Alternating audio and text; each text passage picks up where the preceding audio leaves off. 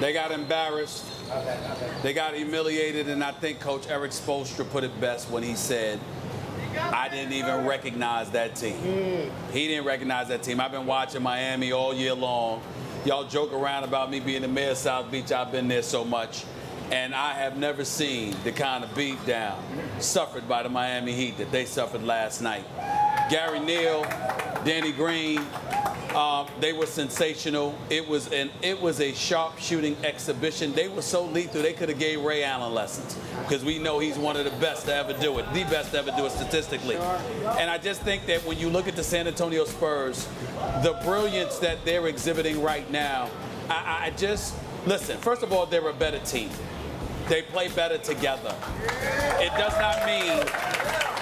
not mean that they can't be beat. There are teams that are better but get beat. When your superstar shows up, you can negate that sometimes. But San Antonio plays exceptionally well collectively. And let's look at what Greg Popovich is doing. He's basically zoning up against LeBron James.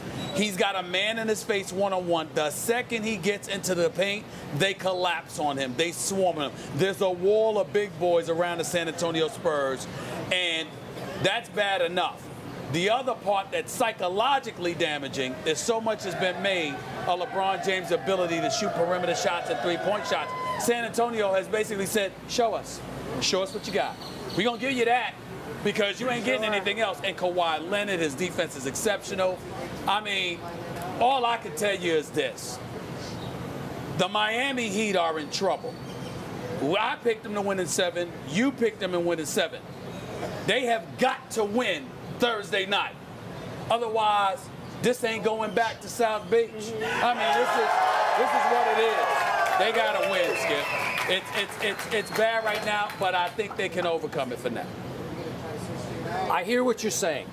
As a longtime Spurs supporter, and all these people know, I have supported this team for 9 years.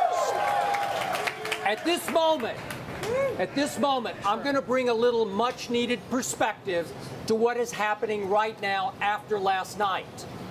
Last night, again, I picked the Spurs like you did in 7. I picked them to win last night. I was extremely happy they won last night. And they won because they just flat out played harder than the Miami Heat did. Witness 19 offensive rebounds. That just means this team wants it more than that team does. But I was a little concerned because we're in downtown hotels, and you could hear a lot of the Spurs fans circling all through the night, because it kept me awake until like 3 o'clock in the morning, honking horns. Yeah. Okay? It's not time to celebrate just yet. Calm down. It was just one game. It was a huge game. Because we all know 12 out of 13 times since the 2-3-2 format was instituted back in 1985, Game 3 winners have won 12 out of 13 finals. And I am hoping like crazy that's what's going to happen from this point forward, okay? But I have two big causes for concern. I'm always a little bit leery when the home team wins a game with a three-point shooting barrage. It's a little misleading because the big three didn't make threes last night because Parker, Ginobili, and Duncan combined for a total of 25 points. The real big three last night, Gary Neal, Danny Green, and Kawhi Leonard, they're just bombing threes. It got crazy in there, okay? Can they repeat that? Can they repeat it in games 4 and 5? I don't know, probably not. But here's the main problem, the main issue I have. Tony Parker hurt his hamstring last night. I don't know how bad it was. He went to the locker room, he came back, he tried to play, and he was protecting it. He didn't try to cut, he didn't try to run, and very quickly he went straight back to the bench because he was not needed last night. Right. Now, we have the dreaded MRI today. If Tony Parker, God, please help us. If he can't go in games 4 and 5, it's going to be very difficult for the Spurs to win their 5th ring. So please, God, help Tony Parker's hamstring. First of all, it'll be virtually impossible. Y'all ain't winning the championship in this city without Tony Parker. Yeah. Tony Parker better play.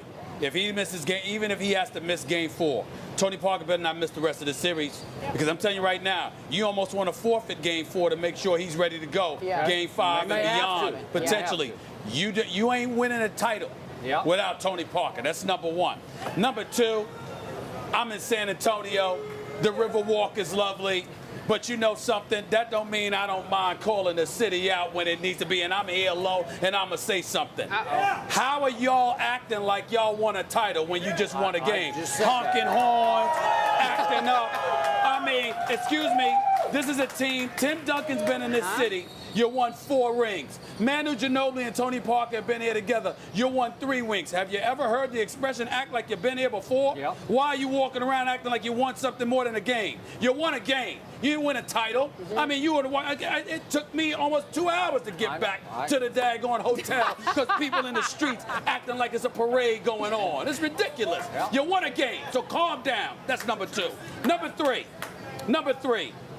When you look at the San Antonio Spurs, can the combination of Danny Green, Gary Neal, and Kawhi Leonard do what they did? No. Can one of them do what they did? Absolutely yes. Danny Green right now, to me, is the MVP of these NBA Finals. Really? He's the MVP of these NBA Finals. He is flat out balling. Kawhi Leonard is coming. This is a dude, when Tim Duncan decides to hang it up, and Tony Parker's aging a little bit more, and Manu Ginobili is gone, and the Spurs are looking to resurrect its franchise, to rebuild, to go in a different direction. This dude is going to be a key face in this organization because he can play. He already is a key face. He is special. He is special. But let me remind y'all of something here. This ain't the LeBron James of 2 years ago. This ain't the LeBron James of 5 years ago or whatever. He's got the championship. He's not wilting beneath the pressure or anything like that. The San Antonio Spurs are just balling. They deserve credit where credit is due. But in the process of saying that, if there was ever a game where everybody is going to stand at attentions and the legions of Hall of Famers and champions stand up and say, LeBron James, are you really one of us? Well, this game is the game. Game 4, Thursday night. LeBron James has got to show up.